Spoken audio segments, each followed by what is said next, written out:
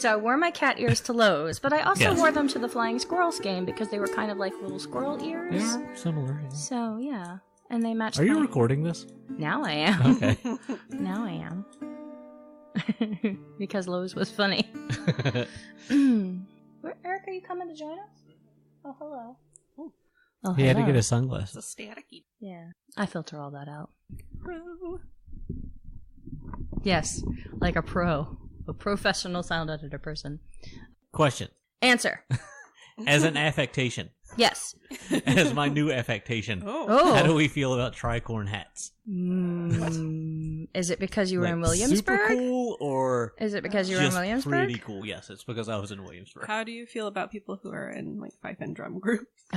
Well, I gotta like really commit. So Hey, Eric? I'm just going to listen to fife music from now on. Do you want to move your mic over here so that you can talk this way instead of that way? So that you're sitting in the corner like Max is. So you and basically you and Max are facing one another. Oh yeah, maybe that's the connection.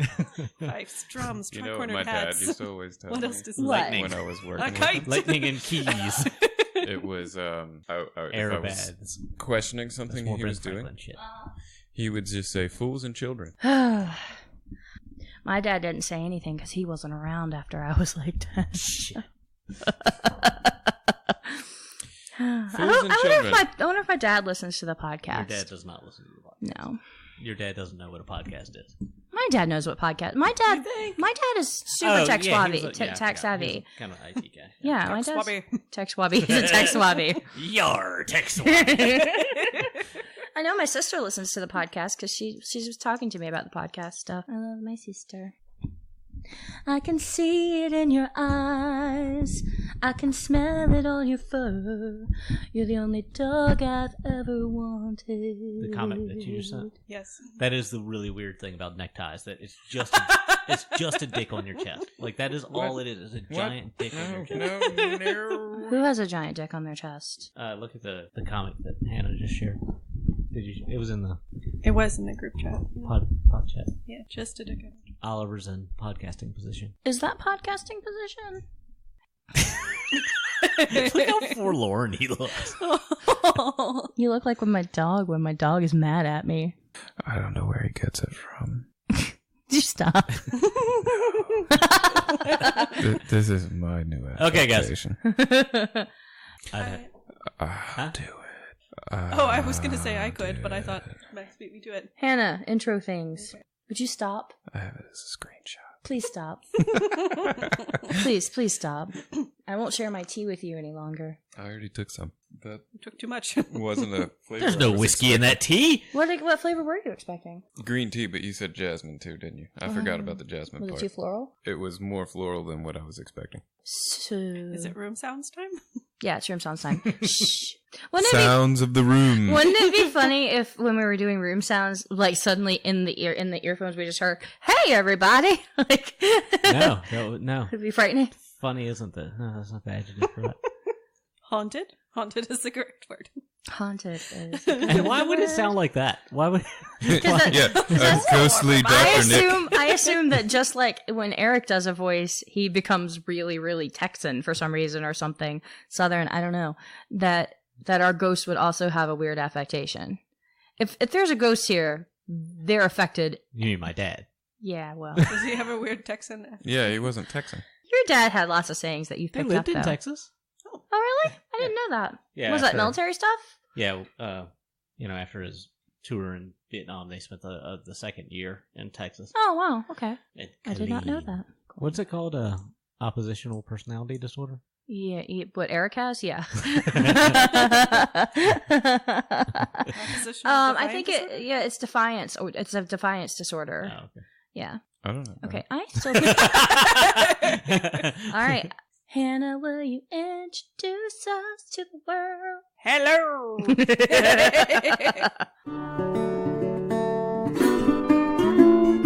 Welcome to the Pod Pod Cvlt Cast, where we talk about life, love, learning, and libido, and share our journey through polyamory. I'm Hannah. I'm Max. I'm Chasten. And I'm Eric. Cool. Hi, guys. Good morning. Hi. Good morning. Afternoon now. Good afternoon. Good afternoon. Oh, Just it is afternoon. And it's 6 minutes into the afternoon. Max, How was your date last night? I had a nice time. Max went on a date with his other... or is she partner level? What, girlfriend? What is she? Does she have a thing? I mean, we had Fine. a long conversation, like in I think our first episode, about how weird it is to use the word girlfriend when you're an old ass man. Yeah. I mean, I've been seeing her for 7 months at this point. Your so- other partner, Yeah. he had a sexy hotel date where they went to Busch Gardens. The hotel itself wasn't especially sexy. It No. was like But they did have cookies. They did have they, cookies. Yeah, Yes. they gave you cookies. Warm Were they sexy cookies? And they had And bed they bugs. had an Instagram wall, Oh. which apparently is With Why? wings? just Wow. a necessity. No, it was a beach background in Williamsburg for some reason. But Williamsburg has a weird beach kind of feel because it's Not at the seasonal. beach. No, it doesn't. But it does. It feels No, I get what Still you're like saying. an hour Like, it has from the that coast. summer. like you expect there to be a vacation Ripley's town or thing. Ripley's well, there. there is one. Okay. You and I have been to it. Oh, that's right. Oh, we kissed a lady there. Yes. Yeah. Believe it or not. Have you also kissed a lady there? No. But You. play on the... Oh, never mind. Ripley's, believe it. Why is it that I am really dumb at the beginning of podcasts? I don't know. What do you mean? I've at the been beginning trying of to the work podcast? this one out myself. Oh. How was the I even vegetarian festival? The vegetarian festival was great. There was a pig. We saw a pig. Yes, I showed the picture of the was pig. the pig a vegetarian? I am assuming that the pig is an omnivore like all pigs because pigs can eat people, and I think that's amazing. If people This eat didn't pigs, seem like a pig who had eaten a person. you don't know It what was that pig kinda big. does. You're right. It was a big pot-bellied pig. Fat pig. What's his name? Petunia? What was that pig's name? It began with a P. It was something. Are you Porky? assuming that pig's pronouns? She was a she. Thank you. Mm-hmm. Well, you've been saying he. Oh, have I? Mm-hmm. You did. At Oh. least twice. They, that pig. Sorry, I didn't mean. I did not mean. Pig. Did not mean to. No, they can be singular. Thank you very much. They is... Yeah. They is gender neutral. Thank you. Moving forward. So the vegetarian festival was really good. We saw belly dancers, and there was a lot of there were a variety of body shapes in the belly dancers, which was really nice. So there were actual soft tummies moving around, and that was very cool. Yeah, it was really fun. There were lots of people. We ran into some friends of our house and walked around with them. We ate what was it? What was it? Like vegetarian fried chicken? What was that stuff? It was. Yeah, but it was like rice. fried Yeah. Veggies. Yeah. Yes. Right, the photo just looked like what it was: deep fried breaded rice is what the photo. Yeah, looked like. it basically. So there was There nothing was chicken rice and about it. chickpeas. No. But it was in fried chicken batter. It was chicken fried So the veggies. spices, exactly, chicken fried. Yes, and the spices Cajun fries. It was and Cajun delicious. fries. Those were really good. Richmond turned out there were lots of doggies, lots of adorable lesbian couples. It's pretty great. And then Eric and I went to a party last night, which we can't really talk about that much, except for I bottomed for some electricity play, and that was really cool. We swam and hot tubbed and all that jazz. And Hannah topped yelling at the dog.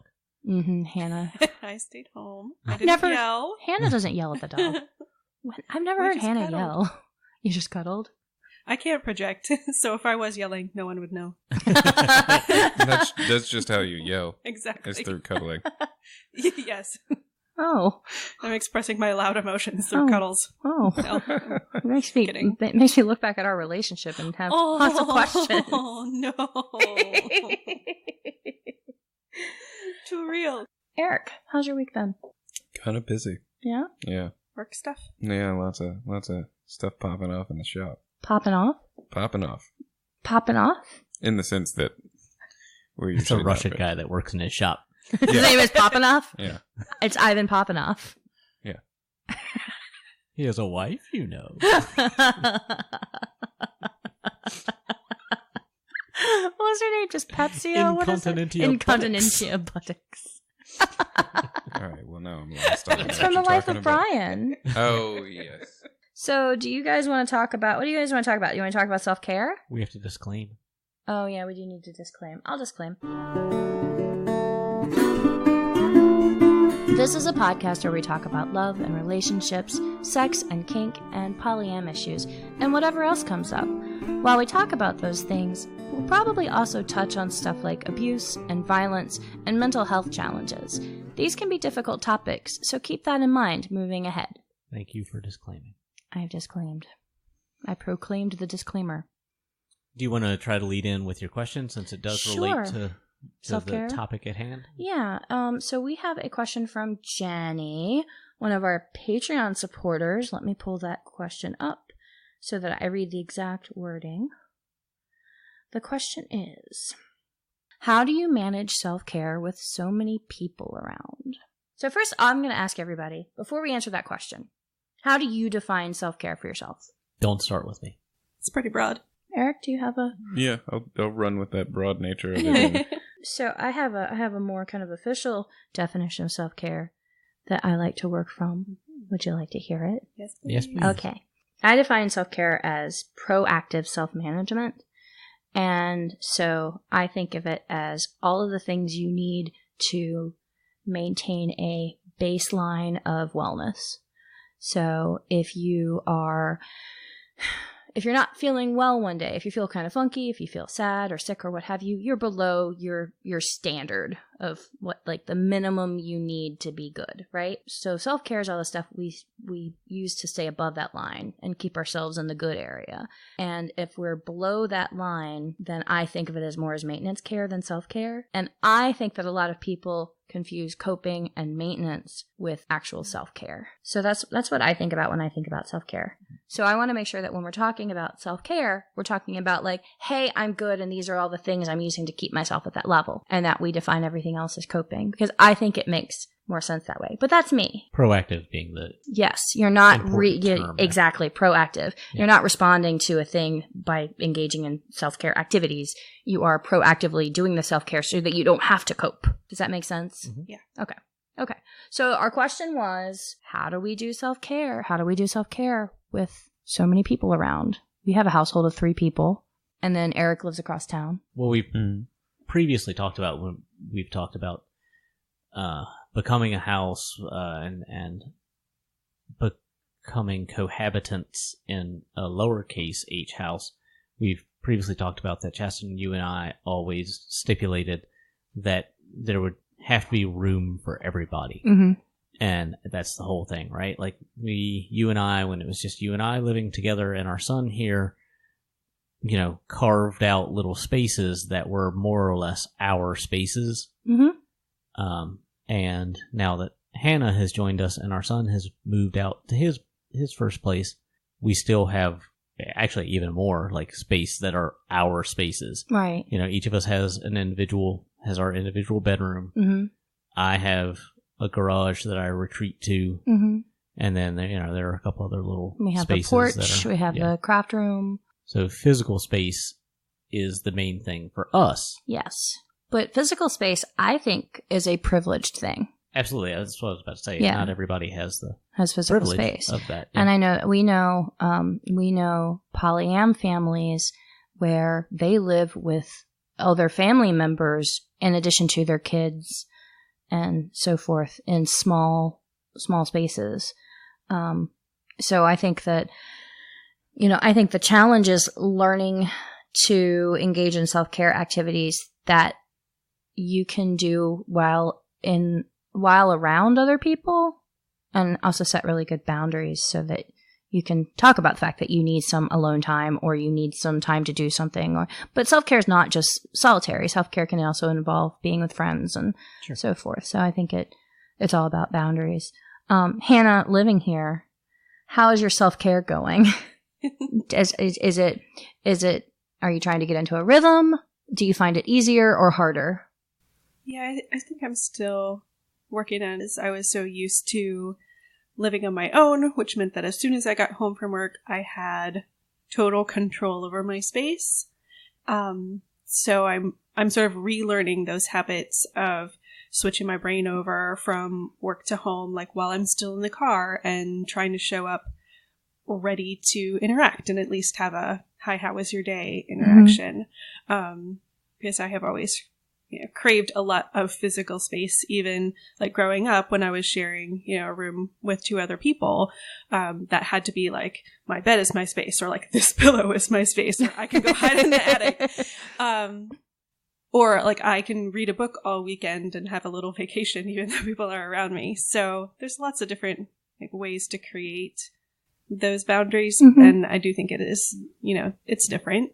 But so far I think it's going really well. I think we've sort of assimilated to working near each other and socializing near each other, that's not always super intensely engaged, which is really relaxing for me. Good. That's awesome. Eric, how are you managing your self-care? You have people who demand your time, who you give your time to. Compartmentalization, I'd say, is the... Well, you and I were talking about that last night. Can you elaborate on that for me? Yeah. I think I have a fairly decent example of something that I've done for a long time. Well, not so much now because it doesn't really apply, but when I was living in Germany, the shop that I worked in was a few 100 feet from my apartment. Mm-hmm. And so what became normal was at the end of the workday to not just take any stresses that I had directly home in the 45 seconds it took to walk home. I would often just hang out right outside of the shop with one of the other guys who was kind of like my little brother over there. And we'd just hang out and chat about stuff for a while. And it served him well as well, because if he just left and got in the car and drove home, he would be stuck in traffic. So he would hang out until traffic died down a little bit, and I would hang out before, for a little while, just to have a more of a separation between work and home. Mm-hmm. Because I didn't have a commute, which is what I was used to before, kind of. Before I moved to Europe, it was a very high stress job, but every job site that I worked on was usually about 2 hours away. So I'd have 2 hours of drive time to just kind of let all of that go. And I do that a lot now still. Like, there are my work people, and then there are you guys, and then there are my finger quote normal friends. And but the world is we're gonna go see the Aquabats on Tuesday, and I get to finally meet your bestie. My older brother guy. Yeah, and I don't think it'll be Costanza-esque in worlds colliding or anything like that, but I do kind of maintain a bit of separation between church and state. Yeah, sure. Between fucking friends. Yeah, all that. Like, both of you are talking about something that I think about a lot. Like, transitions are really tough for me, and transitioning from at work brain to at home brain, and transitioning from being like filling this role, wearing this hat as tradesman, as coworker, as whatever, to husband and partner and house owner or what have you. Like, it's tough, and I spend a lot of time when I get home in the evening, like sitting in the driveway for an extra 15 minutes. Half-assedly have listen one of them to a driveway podcast. moments. And half-assedly like scrolling through Twitter just to try to make that transition a little easier. Or, if I've got a little project that I'm working on, or the trimmer needs to be run or whatever, just anything to make that mental transition. And I was talking to my barber the other day about this very thing. Seems to have a lot of like upheaval in his life right now with his wife and kids and stuff. And I don't know exactly why I've become this guy that he talks to about this kind of stuff, but every time I'm in there, this is the conversation we keep having, and I am completely unqualified to give him advice or any kind of finger quote coaching, but I just repeat things that you've said to me, Chasten. I told him the other day the thing about like serving from an empty cup, and like, you gotta do for yourself, man. You gotta like that's make good. sure you... That's great. Yeah, well, that's why you have that conversation every time. That makes me now. really happy. I'd be willing to bet the rest of the clientele isn't necessarily.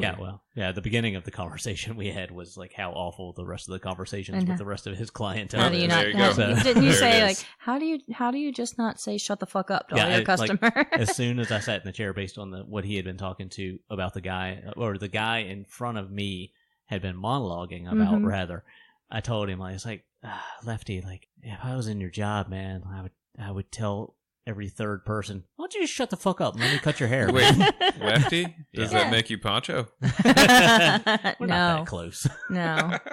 I don't know. It sounds like you're on that I road. did bite the dust down in Mexico, though. Is that a Willie Nelson song? Yeah. Okay. All right. I don't know if we're showing our age or our Caucasianness. I don't know. The song's older than I am, but that doesn't mean anything. And you're the middle child here. Hannah's the baby.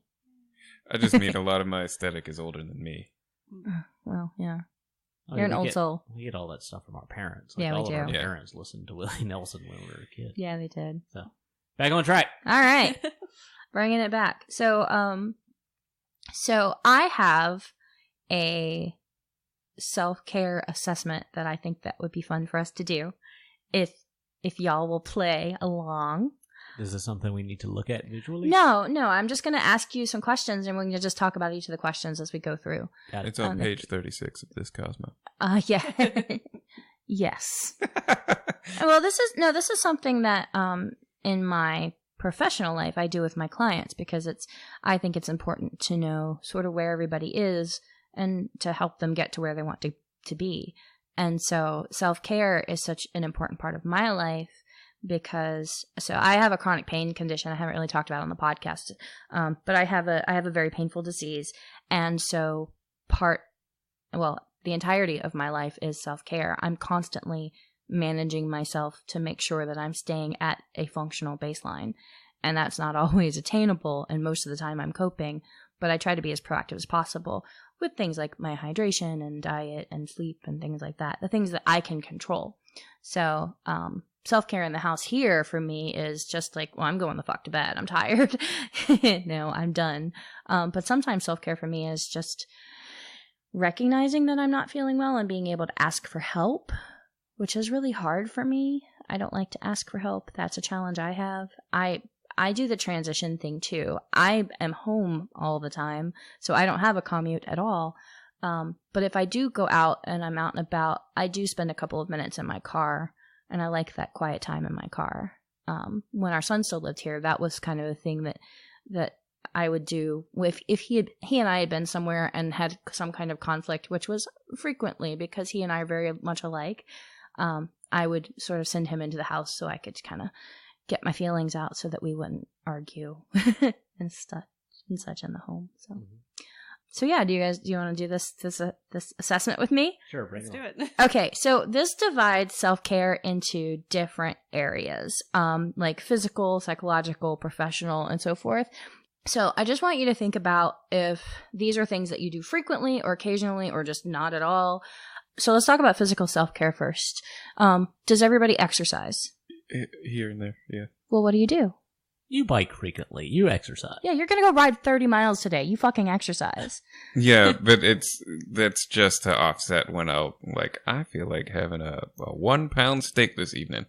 It's still the same thing. Dude. Yes. You don't have to qualify it. Yeah, you don't have to justify do you exercise, yes or no? Yeah, I do. Do you exercise 5 times a week for at least 30 minutes? No. Does anybody exercise 5 times a week for at least 30 minutes? No, I justify having a physical job. Yeah, as exactly. not. So here's an interesting thing about that. I don't know if it was a radio story or something on NPR, I don't know, but it was about people who clean hotels, and it was about how they were doing this very physically intensive job, but they would not lose weight even if they changed their diet. And it's because they considered it work instead of fun. And when they started thinking of the physical activity that they were doing and started tracking it throughout the day with fitness trackers, they started losing weight, and their bodies changed because they had psychologically identified this as not work. This is I'm working out. And That because is they valid. because they That's very identified valid. it as an exercise, then their body made that transition to like, oh, this is just not like our normal. We're exercising now. Yeah, Right. Yeah. that's very valid. Yeah, I've heard Actually, some of that kind of stuff. back in my last job when I was running a different machine, I kind of would try to do the opposite of that. Mhm. In other words, like I would put on certain music and turn the action of running that machine into almost like a dance, or I would Mhm. do it to the music. Mhm. And You frequently do it to the music. yeah, yeah. Well, I mean, and but no, it really made the day completely different to do stuff like that, because it did seem more like an entertaining activity rather than the extremely mundane action that was the reality of running an edge bander, which is basically you just put a piece in a machine and then it comes back to you. And that's the whole thing. But turning that in your mind from work into something entertaining does have a drastic difference. It does. It really does. You know, I had a very physical job just in terms of being on my feet a lot and doing a lot of fast walking places when I was in the corporate world. And especially when I was training, you know, I was, you know, hitting like 14,000 steps a day in 3-inch heels on, you know, carpet over concrete floors, and my hips and knees still aren't forgiving me for that. But yeah, it didn't ever affect my weight because that's just the job. That's the work. Mm-hmm. Now, you know, I do yoga at least 4 times a week. It's definitely not 30 minutes. Usually it's about 15 minutes.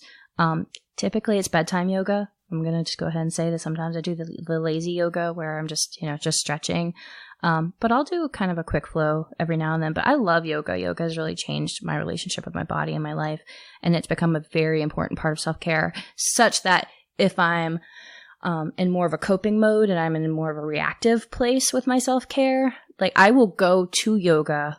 You know, I will get on my mat and get in child's pose and just let the feelings happen and things like that. And that's been very valuable to me. So I do exercise. And I like taking my dog to the dog park and walking around the lake and stuff. But that's not a hot weather thing. That's an autumn thing now, I think. Do you get medical care on a regular basis? Do you get your checkups on a regular basis? Generally, no.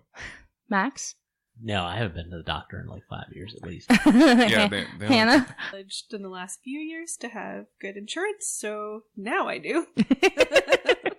It's not that easy always, but yeah. I have a great relationship with my neurologist, and she kind of puts up with the fact that I really don't have a general practitioner simply because I hate doctors. And so she runs a lot of my blood work and, you know, does that stuff for me. Because she likes me, I guess. I don't know. But yeah, I don't get checkups, and I really should. I just count the fact that I see my neurologist every 4 to 6 months as my checkup. And then when I'm sick, you know, I'm going and like, oh, well, they've done blood work and that seems fine. So yeah, I don't get, and I hate going to the dentist. I was going to the dentist pretty regularly there for a while, but I just haven't been in a long time, and I need to go. Do you take time to be sexual with yourself or others? Yeah, man. I mean, that's kind of the umbrella under which this podcast sits, isn't it? Yeah, it does. I mean, but it's important to like masturbate and stuff. That's an important part of self-care, self-love. Yeah. Why am I the only one who's fucking? Why is everybody? Well, because that's not at all disputable. I mean, that's almost a given. Is it? I'm not going to talk about jerking off, dude. Oh, really? Well, I'll talk about jerking off. I think that's cool. I mean, like, what are you looking at? Are you looking for somebody to give a detailed answer? No, but like everybody said yes. Everybody, okay, good. Well, good for you. Cool. Does everybody get enough sleep? Sometimes. Hannah, you said you've been getting a lot of good sleep lately. yes, I was celebrating. Moved in. That has really changed, and I've been getting like a good 6 or 8 hours that isn't troubled by weird stress dreams. So that's grateful awesome. for that. Yeah. Did you ever have the environmental inhibitors in the old apartment of neighbors? You know, that's a really good point, because even in the days where I was like, yes, I can sleep in, I would be awakened by a screaming child. Mm-hmm. And yeah, different environment. A child who was not my own, but it still gives you like that terrible, like sinking feeling, like you need to go rescue someone. Yeah. Not good. Yeah. Yeah. That's my building is very much like sorry. that. Not with screaming children, but sometimes screaming adults, but it's usually screaming adults. Or fucking adults. Or fucking adults. Or fucking adults. Fucking adults. Or moving furniture. Or the dog. Or when they start to scream at each other, then they start to like throw each other around the apartment. That's and then fun. they're fucking? Sometimes. Sometimes, yeah. Yeah, sometimes a quick turnaround like that. Yeah. But no, my favorite one at the moment is the guy downstairs that apparently leaves for work at 6 p.m. and turns on a jazz station and puts his dog in a crate, and the dog just wails for an hour. Yeah, the neighbor that I had must have been on some kind of like shift work, because there would be an alarm that went off at 2:30 in the morning, and he would try to hit it just as soon as he could, but doesn't matter. 2 or 3 beeps and we're both awake. Yeah, it doesn't matter. Yeah. Okay, so I think that this next question should really date when this particular assessment came out. And I can share a link to this assessment if anybody wants to go through and take the actual assessment and see how they're doing self-care wise. Is the question, how are you doing with the stresses of 9/11? No, Okay. No, but it's not far from it. Really? I was making a joke. Well, thanks for the 9/11 joke. That's great. Do you get away from stressful technologies such as pagers, faxes, telephones, and email? Yeah, I got away from all of those things a long time ago. Right. I think mostly they got away from us. Yeah. But so do you have... So I have timers on a lot of the apps on my phone so that I'm not using social media too much. There was a trick that I learned from the Minimalist podcast where you take social media off of your home screen. You make it an app. Like you can have it on your phone, but move it so that it's harder to get to. Right. And the place where I used to have Facebook and Facebook Messenger, I now have Audible and my Kindle e-reader thing. So if I go to click on it, I open a book and I read. Yeah. So that's a thing that's really helped me. Yeah, this is a thing I'm real bad about. From everything from, I've never been a very sound sleeper. So everything from when I wake up several times in the night, just picking up my phone to see what time it is, but also there's a email notification flashing or another notification flashing. So I go look at that thing to I can't even read anymore without finding myself I've been looking at Twitter for 10 minutes because I picked up my phone to look up this thing that was in a book that I didn't recognize, but that you never got around to. Right. Then all of a sudden, this is an area I've gotten really, I can't watch anything without scrolling through my phone anymore. This is an area I've gotten really bad. And we've talked about addict brain, right? Yeah. We talked about addictions and things like that. You and I have, you and I have addictive stuff.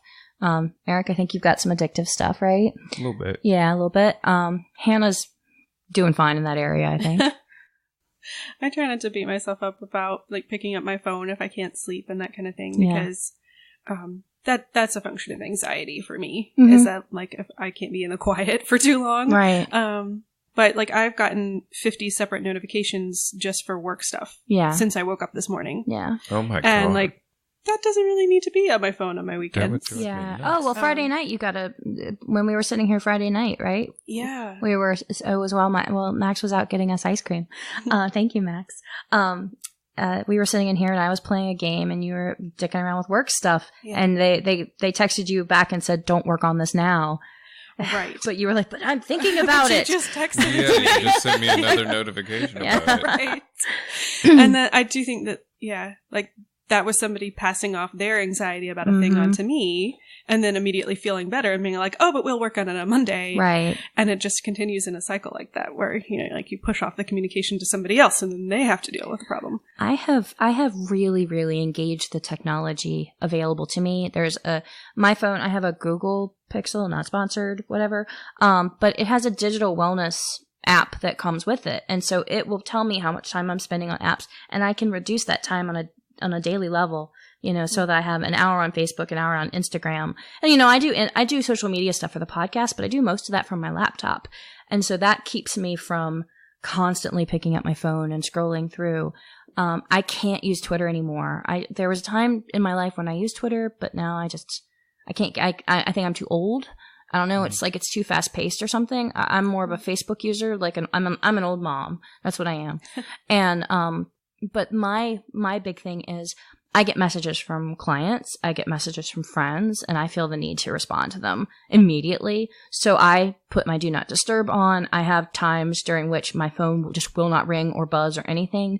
All of that set up. But that's the technology. I have to have the technology helping me. Otherwise, I'm just constantly on my phone.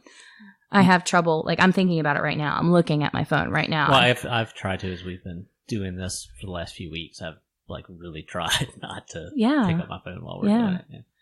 Yeah, it's hard. I think that's something that plagues everybody, right? You know, because our phone is our watch. Our phone is what we listen to things on, so it's always available And all to of us. that's by design. Oh, absolutely. yeah. It's designed Well- for us to become reliant on it. The joke has been made a time or two on this podcast that I live under a rock. Yes, you do. Well, that's it. Actually, It's a well-appointed rock. it's no. It's You've got some plants under there. It's a shithole rock, but no. As far as rocks go. No, but But it's your rock. that is manifest in that I don't take part in social media by and large. Right. I'm sure that Facebook account is still active, but I don't. It know is, because anything about it. I search you now and then just to make sure that, you know, you don't exist on the internet. Okay, that's weird. Just in case It's a someone joke. steals your identity. It's a joke. But It's me. I stole your identity. for years though, exactly what we're talking about here, I've kind of already been working towards, in the sense that ever since my very first smartphone that I had, I never liked the idea of like a cluttered home screen. I never have any actual apps right there on the home screen. If there are notifications up at the top, I try to get rid of them as soon as possible. I mean, let's face it. So we have like the Google Dot things or whatever they are, Yeah, and you those yell at them. robots. You yell at the robots, and it's hilarious. And you were yelling at when I was using GPS so that we could find our way to this party last night. You were yelling at my GPS. Yeah, You were really angry at it. it's because it was being dumb. You kept going, "That's enough, robot." Yeah, it was extraneous talking. You have to know when is enough, robot. No, but Your robots do better. As far as how I use my phone, I primarily only use it to listen to things and to message you guys. Yeah, Uh, and mostly me. and I don't like to have other things infringe upon that. Like, so I just don't have most of these other things on my phone. I Right. just don't. Right. And harder to get to, sure, it's not right there on the home screen, but if it's not on there at all, But you That use makes your things- cycling app. yeah, You love that fucking cycling app. I like to know how far I went. And get your discounts. That too. Where are your sunglasses right now? They're over there. He got these new cycling sunglasses with his discount, and they make me so happy. So strange. I won't put them on right now because you'll just end up. I will like- just giggle.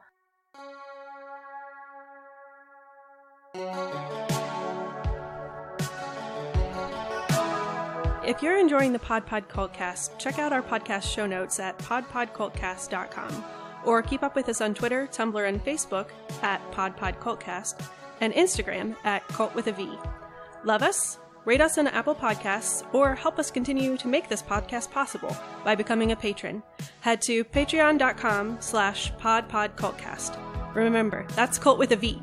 Patrons get access to exclusive content like our Cultcast Media Club. This month we're talking about Paris is Burning, the Vagina Bible, and the musician Lizzo. Thank you so much to our patrons, Jenny, Sydney, and Kate.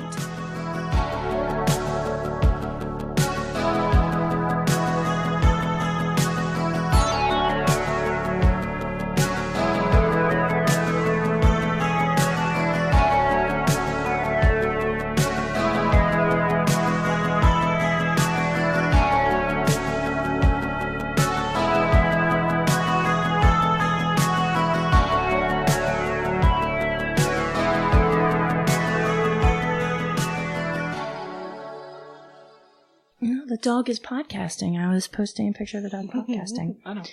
Pod dog. Okay. Dogcast. So we're talking about self-care and types of self-care, and we're going through this assessment. Why don't we move on to emotional self-care? Emotional self-care. How often do you spend time with others whose company you enjoy? Often. Often. I would say often. I would say often. All the time. All the time. I mean, Because we live together. Yeah, we enjoy each other's company. Yeah. We live together. And And we have a good Yeah, time. but that guy I work with is a real dick. well, I was gonna say, like, Yeah. I complain about guys that I work with, but I No, by and large, I like Genuinely a lot enjoy of the people most that of I them, work yeah. with. Yeah, good. and the thing about being on a construction crew, It's it's not really unique to construction, but like the thing about being on a construction crew is like it takes one bad apple to like ruin it really, all. like if you got a bunch of guys that you kind of enjoy and like have a good time with, like days go by real nice. But once you get one dude in there, it's a house of cards. Yeah. I mean, and I can't. You work in a corporate environment. I come from a corporate environment, but now I work alone, which is nice. I enjoy my own company. How often do you treat yourself kindly? By using supportive inner dialogue or self-talk. So positive self-talk. Ooh. Yeah. Yeah. Okay, well, this let is me... usually an Growth act of area. desperation. Like, calm down, okay? Just calm down. So do you have mostly negative self-talk then? Yes, absolutely. All of you? I don't know. Do you have self-talk? Not everybody does. Not everybody has an inner dialogue all the time. No, I do often. What, an inner dialogue? What, Some like people have an schizophrenic? inner dialogue, and the rest of us, screwed it up. Never mind. Do you want to start over? We're ready for it. No, it's not funny. Okay. I have an inner monologue quite often. Okay. Not a dialogue. Well, inner monologue, yeah. Inner voice. An inner diatribe. An inner soliloquy. Yeah. But I wouldn't say that it's leans one way or the other, positive or negative. It would be a contextual thing. But oftentimes it's not so much an inward thing. It's more my own, man, you're a fucking idiot. Okay, so that's negative self-talk. But not aimed at me. It's aimed outward. Oh, you have negative self-talk about others. You have negative others talk. Negative talk. So I think this is the funniest thing to do at work. I love doing this when guys like start vocalizing their negative self-talk and start, mess up a little something and then say out loud like, God, Robert, why are you so dumb? Robert, why do you mess things up? I think the funniest thing in the world is say, hey, I don't like the way you're talking to my friend Robert right now. But that's a legitimate tool. It is legitimate, but Yeah. I also think it's the funniest thing in the world to do because they don't know how to like respond to it whatsoever. Yeah. That's true. Yeah. I do work with a guy that in the past, he's a very strange old Bosnian man that is also very, very comical. And he has vocalized positive self-talk where like he'll do a thing and he'll just exclaim out to the shop, "Good job, Haji!" And that's great. I love That's Haji. amazing. That's amazing. Haji's amazing. And that's We need to not all even be his more like name, though. Haji. His name is something else. But That's what he calls he himself? called himself Haji, and he would tell himself, "Good job." Aww. And, I love that. yeah, me too. I do a Makes lot me of real happy. Rules, dude. I do a lot of self-high-fiving. Negative self-talk is something I've struggled with my entire life. Yeah. I used to sort of talk about it in this way that it was as if my brain just hated me and was trying to kill me all the time. And I think we're going to talk a little bit about depression and suicidal thoughts and things like that. But I constantly have a running background noise of you are not enough, you are stupid, you are dumb, you are ugly, nobody wants you. Yeah, I don't Go have that. away. You just like stop existing. I have that all the time. Sure, it's not But helpful. it's not helpful at all. But I've learned to manage it through cognitive behavioral therapy and dialectical behavioral therapy and all of that jazz. Speaking of therapy, does anybody engage with mental health professionals in any way, shape, or form? No, Other than me and Hannah? not really. No. I've taken a couple like brief shots at therapy. Yeah. I haven't been honest with it, and I haven't used it in appropriate and constructive ways. Yeah. I tend to have engaged with it in real periods of problems and wanted to use it as somebody to validate my opinions and go like, yeah, man, that is fucked up.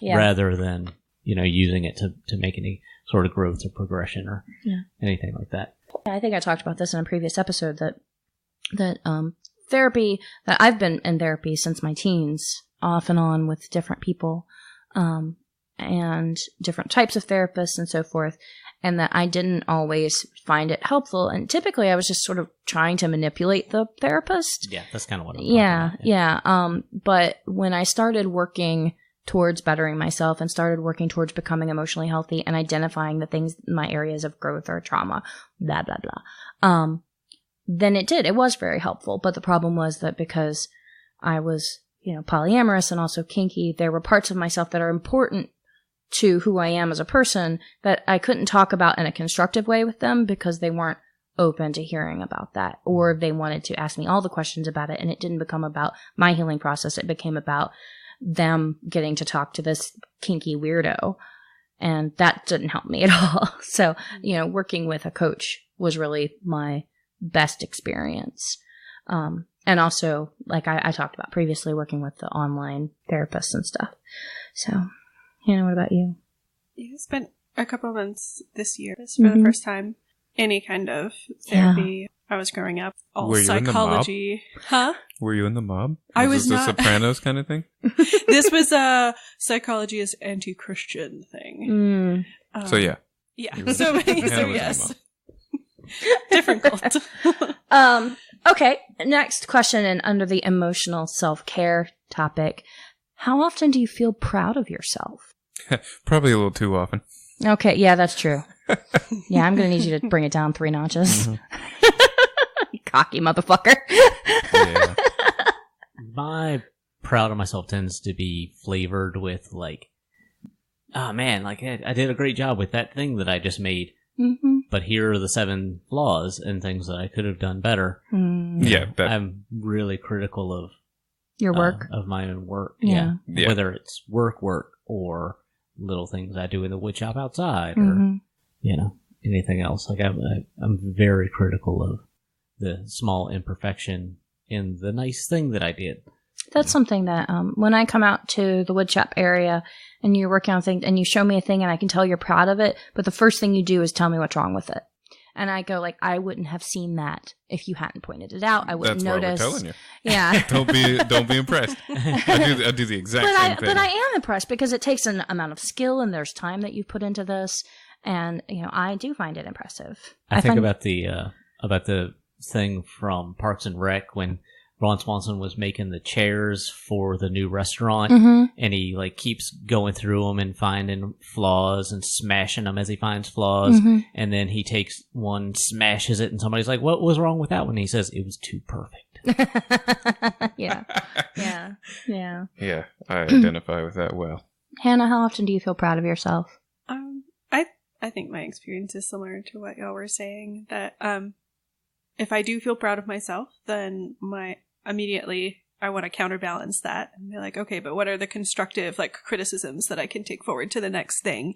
Like, I'm scared that I'm going to lose my motivation if I stay satisfied with. When I was growing up, the saying that I had was that contentment was like a comfortable chair. You never want to get up from it. And so I thought that because I was miserable all of the time, I thought that if I ever felt happy with a thing or happy with myself, then I wasn't working on myself. And that's not true in my life today, and I'm really thankful that it's not true any longer. Yeah, I feel proud of myself all the time. I'm constantly like, yeah, I did a really good job with that. Hey, look at this cool thing I did. I'm going to need you to take it down 3 notches. Yeah, Do you really want me to take it down 3 notches, or do you like how I am? I mean, it's okay for now. Okay, cool. I like how you are too.